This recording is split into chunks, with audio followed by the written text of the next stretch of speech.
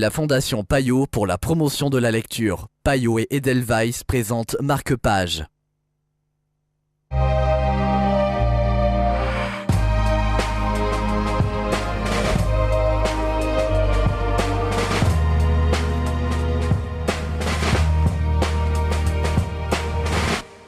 Bienvenue dans Marque-Page. Dans la nuit et le vent, à pied de Londres et Constantinople de Patrick Leigh Fermor. C'est le livre dont nous allons vous parler aujourd'hui en compagnie de Xavier Berson de Payot Libraire. Bonjour Xavier. Bonjour.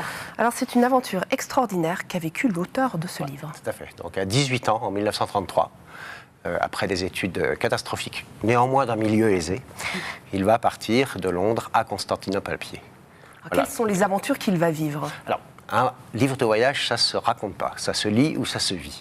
En revanche, ce qu'il faut, j'aimerais souligner un peu, qui est Patrick Leigh Fermor, donc qui est un peu le Nicolas Bouvier britannique et qui est une vraie star dans son pays. Et c'est seulement maintenant qu'on découvre en français ses œuvres. Donc il a écrit ses livres après la guerre, mais ce qui se passe, c'est que Patrick Leigh Fermor est tombé amoureux de la Grèce à la fin de son voyage, il y est resté. Et au début de la Seconde Guerre mondiale, il a été enrôlé par les services secrets britanniques. Et il va rester en Grèce et en Crète pendant toute la guerre et participer à des opérations rocambolesques de commando, comme l'enlèvement d'un général allemand. Il sera décoré et tout.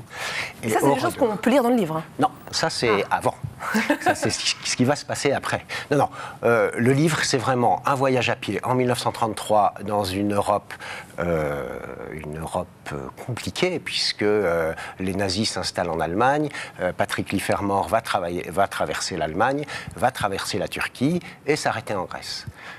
Un dernier mot peut-être sur l'éditeur lui-même. Alors les éditions Nivikata, j'aimerais le souligner ce soir, est un jeune éditeur belge qui fait des livres de voyage et qui a un extraordinaire catalogue de grande qualité. Je vous enjoins tous à le découvrir.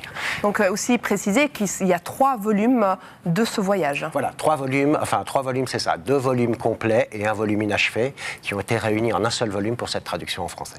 Merci beaucoup Xavier. Si vous aussi voulez voyager à travers l'Europe dans les années 30, foncez, trouvez ce livre chez votre libraire. Marque-Page, c'est terminé, mais je peux vous l'assurer, on se retrouve très vite pour de nouvelles aventures, nous aussi.